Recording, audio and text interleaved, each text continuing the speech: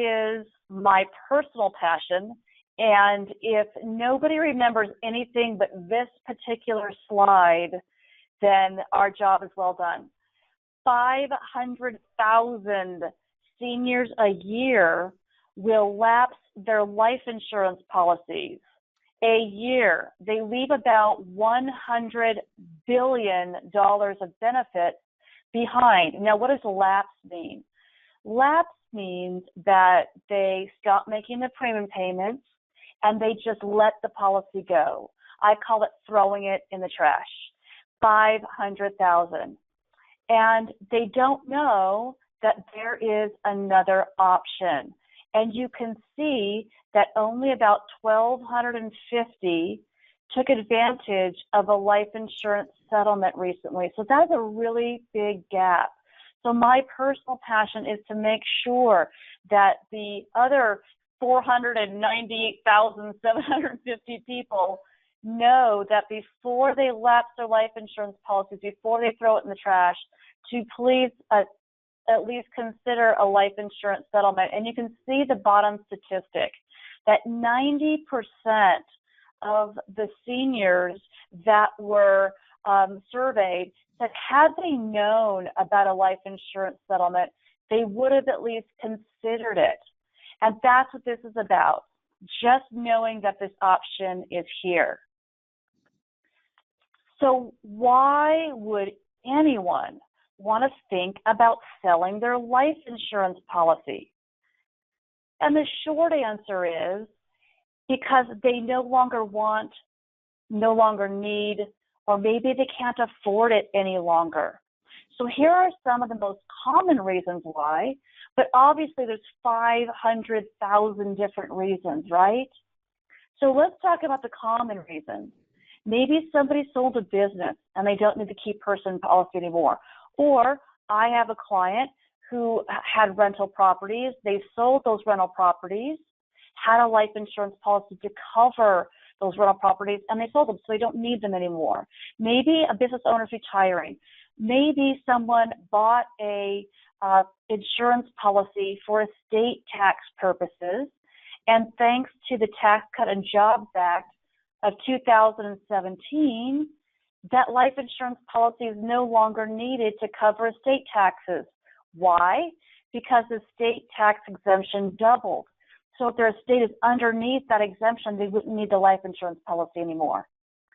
I work with a lot of people regarding number 4. So maybe there's a term policy that's coming up to an end. I have a client literally right now that we're working with, $250,000 term policy, and it is ending. And he says, I'm not going to do anything more with this. I'm not going to continue to make those expensive premium payments after this is over.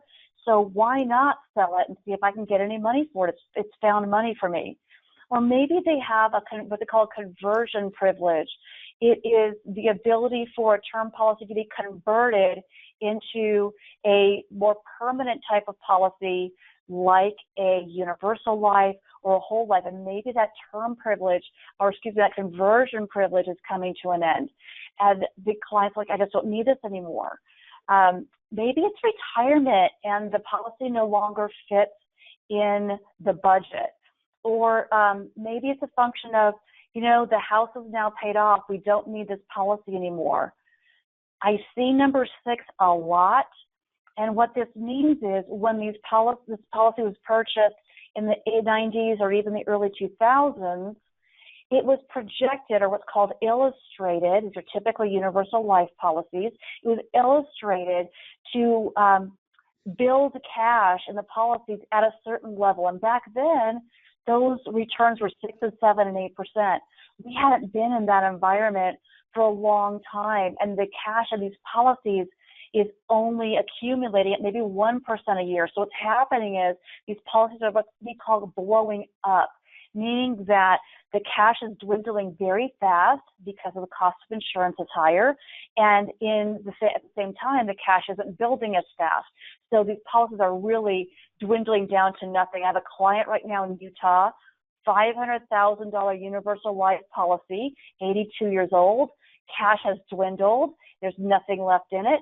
and it's costing him $2,500 a month to continue that policy. So why do that? It is in addition, he lost his wife about 2 years ago, so he really doesn't need the policy anymore. And the last common reason is chronic illness, meaning that if somebody's trying to find a funding solution to pay for assisted living or home care or memory care, a life insurance policy can be a good way to do that. And once again, not that many people know about the option. So the short answer is, some of them want to sell their policy if they don't want it anymore, don't need it. You know, what they bought the policy for 20 years ago is no longer a concern. Well, once again, maybe they can't afford it. But those could be really good reasons why someone would want to think about selling their life insurance policy. Question for you, Lisa. So, Number 3. Sure, please. Talks about decline, the estate tax. Can you go back to the previous screen, please? Certainly, there you are. No, there we go. Decrease in estate tax liability. Yes. I assume in your industry that most professionals know about the life insurance policy. Who are the ones that I'm assuming here.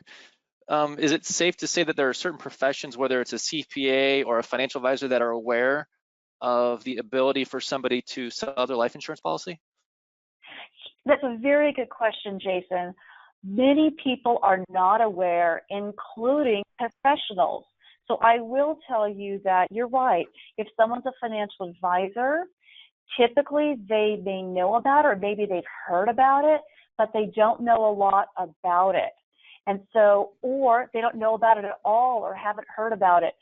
So we always suggest people do talk to their financial professionals about this. But once again, many of them either don't know about it or don't know enough about it. And so they don't tend to raise this option with their clients. Okay, very good. Thank you. My pleasure. So what is this option, right? It's called a life insurance settlement. And it's very much like a real estate transaction, kind of like real estate agents for life insurance policies. So a life insurance settlement is really simple. It's a financial transaction in which the policy owner sells their policy for cash. So they receive cash. And in exchange, the buyer, which is typically an investor group, by the way, nobody's next door neighbor, but the buyer becomes the new owner of the policy. They're going to pay the premium on it, and they will become the beneficiary. So when the client passes away, the investor group receives that money. That's the reason they're doing it, not out of the goodness of their own heart, right? The client receives cash. They are still insured, but they have nothing else to do with the policy. The investors or the buyers own it, pay the premium, and become the beneficiary. So all of that is done through what's called a life insurance settlement. So this is a big question, right? How much can a policy be worth? That is like the $6 million question. The short answer is it's really hard to know, because unless there's 500,000 different reasons why someone would want to sell a life insurance policy, it's the same thing with how much a policy can be worth. It is so specific to the individual. It's specific about their policy, specific about their health conditions. All of that is so individualized. I'll talk about policy. The short answer is policies can be worth tens of thousands or hundreds of thousands of dollars. I'll give you some examples in a moment. But when we think about how much an investor is willing to offer for a policy, if you will be Warren Buffett with me, put our Warren Buffett hats on for just a moment. Warren Buffett has been investing in these for, decades, since the mid-90s. So that's the type of person, Wall Street, hedge funds, mutual funds, pension funds. These are the people who are buying these policies. So let's put our investor hat on here for a moment. And when they look at how much they want to offer for a policy, they look at three primary things. They're going to look at how much premium are they going to have to pay. So the lower the premium, the more interesting it is, right? The more they're willing to offer, they have to pay less out of pocket. They're looking at someone's life expectancy. The shorter someone's life expectancy, the more money they're willing to pay, because bluntly, they will receive their return faster. Typically, they're looking for life expectancies of 10 to 15 years or less. So if somebody is 25 years old and running marathons, this is not going to be a good solution for them. But first, once again, shorter the life expectancy, the more interesting an investor is in that policy, as well as the more money they're willing to pay. And of course, the actual death benefit, the size of the policy matters. They're willing to pay more money for higher death payments, or what we call face values of the policies. So let's talk about some current clients that we're working with. I have a $250,000 policy that we sold. He had lost his wife, didn't need the policy anymore. His daughters were the beneficiaries, but according to him, he says, Lisa, my daughters are fine. They have great families. Their husbands are successful. They're successful. They don't need this money. So if I could sell this policy to make my life more comfortable, then I want to do that. And so in his case, the opening offer we received on his policy was $15,000. And by the time we were done, it was $128,500. I have another $250,000 policy. It is a term policy that literally is ending. I mentioned that earlier. And for him, the opening offer on his policy was $50,000, and we're at $75,000 right now. We're closing at $75,000. I have a $250,000 policy I sold for $8,000, and I have a $250,000 policy that I can't sell. It all depends upon what those numbers look like. And I'll give you an example of a policy that didn't sell. $2 million term policy. Gentleman is 75 years old. On the face of it, this looks like a good marketable policy. But when we looked at what the conversion is, and here's the reason why that's important, is because an investor does not want to buy a policy that's going to end. And term policies end. So there has to be some conversion in there. A lot of details, no problem. We can go through that. But the point is, the conversion on his policy, the premium is $200,000 a year for a healthy 75-year-old. He easily could have a good 10 to 15-year life expectancy. I hope he does. But you can see the problem investors had with it. At $200,000 a year premium, if this gentleman would live 10 years, and rightly so he very well could have, that's $2 million of premium on a $2 million policy. So that policy did not sell. So that was a long story for, once again, policies can be worth a few $1,000s. They can be worth tens of thousands of dollars. They can be worth hundreds of thousands of dollars. I'm selling right now a $150,000 policy for $25,000. I just sold a $100,000 policy for $30,000. And once again, I have a $150,000 policy that I can't sell. So it's just very specific for the client. Lisa, question for you. Yes. Can you tell when you first have a conversation with somebody if a policy is sellable, or does the due diligence do you have to speak to other investors? I mean, could you pretty much have an idea when you talk to somebody within the first 10 minutes whether this is something that could be a sellable asset? Yes, in that I can tell you if it's worth pursuing, for sure. I can tell you if it's a no-go, this isn't going to happen, because I don't want clients to waste their time.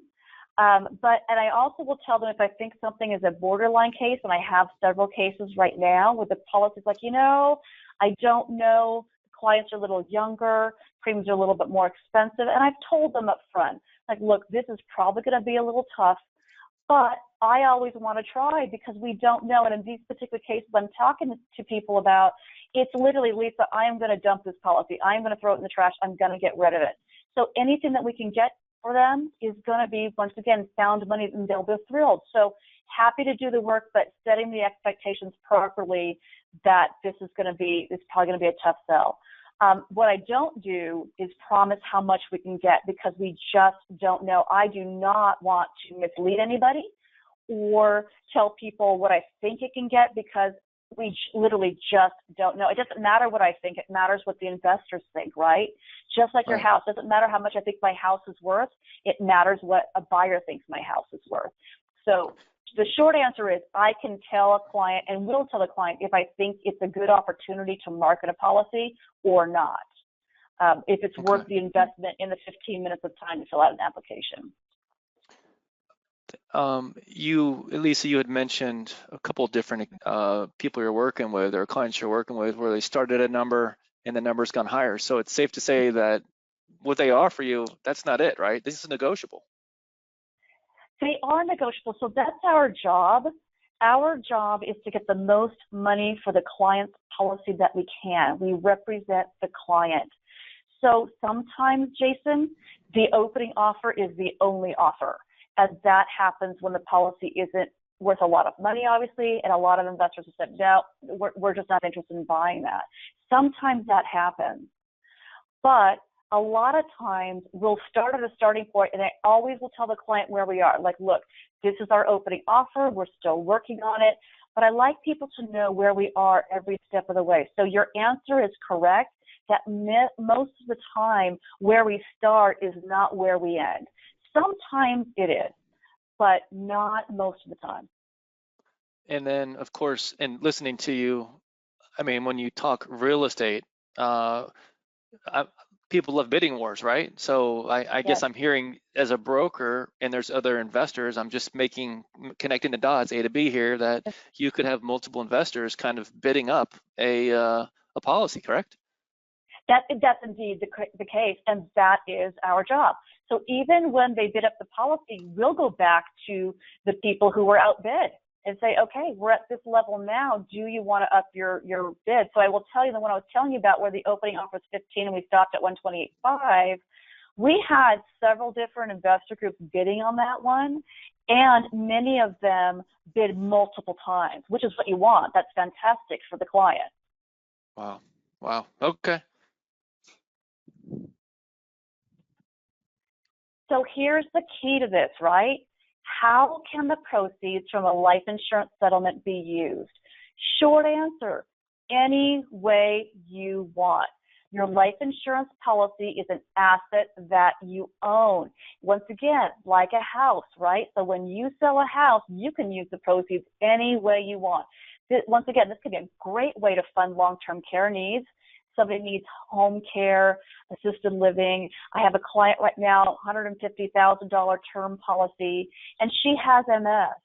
And so the money we're getting her on her policy with an offer of $25,000 is going to go a long way to taking care of her care needs.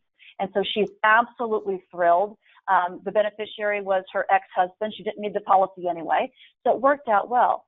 Great way to pay for assisted living, right? Home care. Maybe it's a way to supplement income, or just put a little bit more in retirement savings, or maybe go on a round-the-world cruise. Well, not right now in coronavirus, but you know what I'm saying. Whatever people want to do with the money, they can do. And sometimes people just want to pay down their house. Maybe they're in the middle of a reverse mortgage and they have too little equity in the house, and this can help pay down the house, get enough equity for a reverse mortgage. So once again, the short answer is the proceeds are unrestricted and can be used any way somebody wants. I may be getting ahead of myself here. Talk to me about these proceeds. Are they taxable?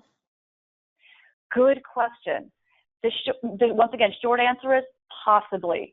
And I am going to qualify this by saying, I'm not a financial professional. I don't do taxes. I'm not a CPA. So we always suggest our clients speak to their financial professionals and their CPAs. But I do want to make sure that I answer your question. So once again, for the audience, please consult your tax professionals, because I am not one of them.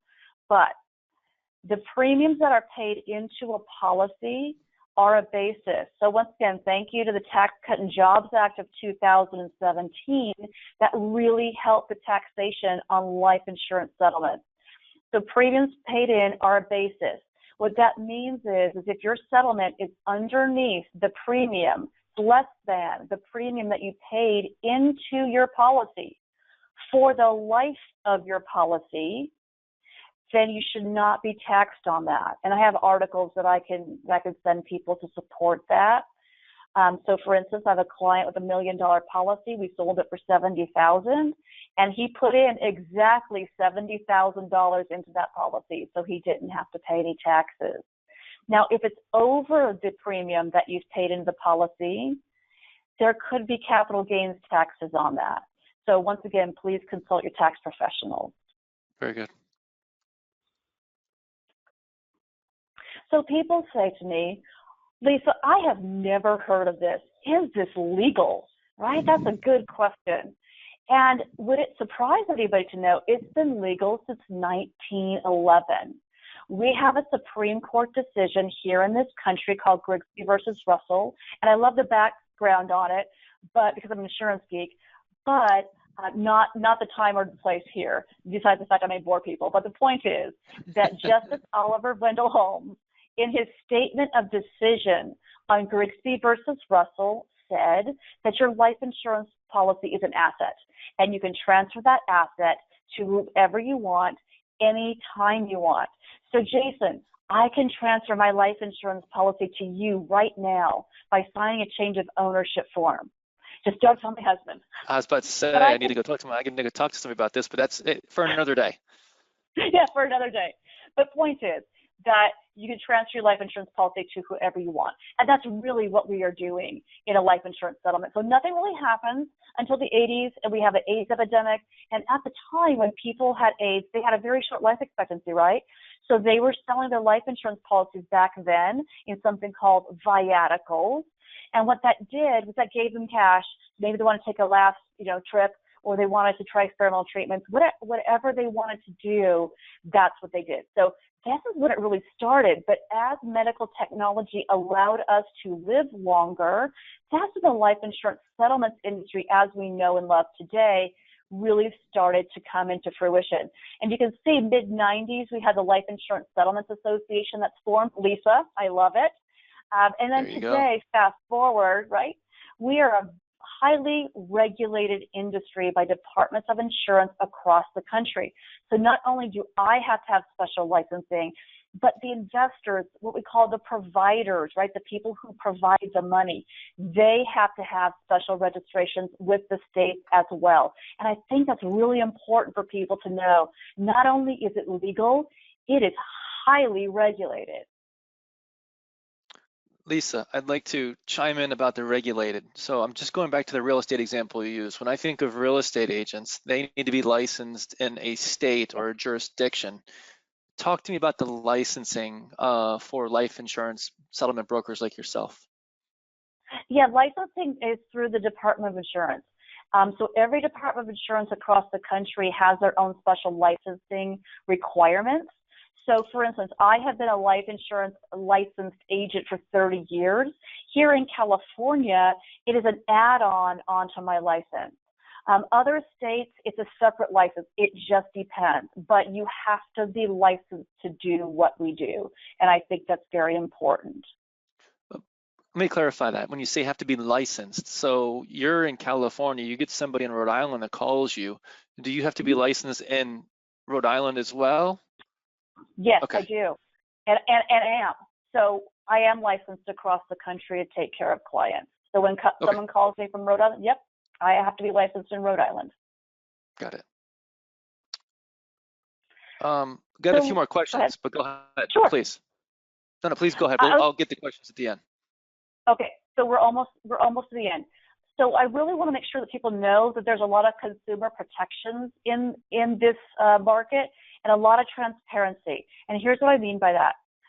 When we talked about the regulations, there was a lot of model language that was given to the state to make sure that consumers understand. So when you go through a life insurance settlement, including the application process, you're going to see a lot of legal disclosures about you do know you're selling your policy, please consult your financial professionals. There's a lot of disclosures there to make people aware of that, and make sure that they know they're selling their policy. And when they actually do go through the process, let's say we have an offer and someone says, yes, I want to do that, it does look like selling a house. The contract is literally that thick with a lot of legal disclosures.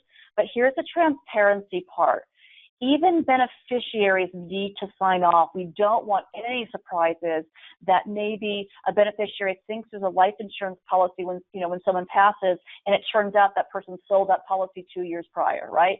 So there's a lot of transparency around that the beneficiaries have to sign off, and in many cases, not all, depends upon the investor group, but in most cases, there's a doctor letter that needs to be signed that this person's of sound mind to be able to complete the transaction and enter into this transaction. And that's important as well. We want to make sure that everybody understands what this is about and what they're doing so that they make the right decision for them and their family. So here's the questions, Jason. Very good. Well, thank you, Lisa. This has been exceptional stuff. I wish more people knew about it, but thank you for your advocacy, if you will. Ideally, if I could give you a model person to sit in front of you, when should they be thinking of having this conversation with you? Good question. It would be ideal if we could be talking to somebody 6 months before maybe the end of their term, or maybe before they need money for assisted living. Because once again, like real estate, this is a 3 to 5 month process, sometimes a little longer, it depends, but this is not something that happens in 2 days. So if we can have 6 months, that's great. If we don't have 6 months, we can work with it. I'm working on a case right now, we had 2 months, and that makes us rush, but we will work with the client to do what we can, but the more time we have, the better and more complete we can market the policy. Very good. That was my next question about the time frame. Would you say, you had said, 6 months, is that the ideal time? 6 months, for someone to start talking to us 6 months before they have to or before they want to is great. I talked to a gentleman yesterday. His policy is ending next May. I'm like, oh, thank you for calling us now. we have plenty of time. No one's going to stress out about this. 6 months, once again, or more is ideal. It's not a deal breaker. Obviously, like I said, we work with people, 2 months and sometimes even 1 month, but please don't wait that long. It just helps us to do our job the best way we possibly can by having more time. But typically it's a 3 to 5 month process. But I don't want people who have a policy say, oh my gosh, it ends in a month. Please call, because the reality is that we still may be able to do something for you. Talk to me about the qualifications. Is a health history required? Yeah, it's typically not required because we go out and get medical records. That is how the investor groups, if you will, underwrite as to how long they think someone's life expectancy is. I do ask for health history, and here's the reason why. What I don't want to have happen is have medical records sitting out there that can help us, and we don't know about them. So by asking a health history and asking for that type of data, it helps us narrow down which doctor records we do need to go out and obtain.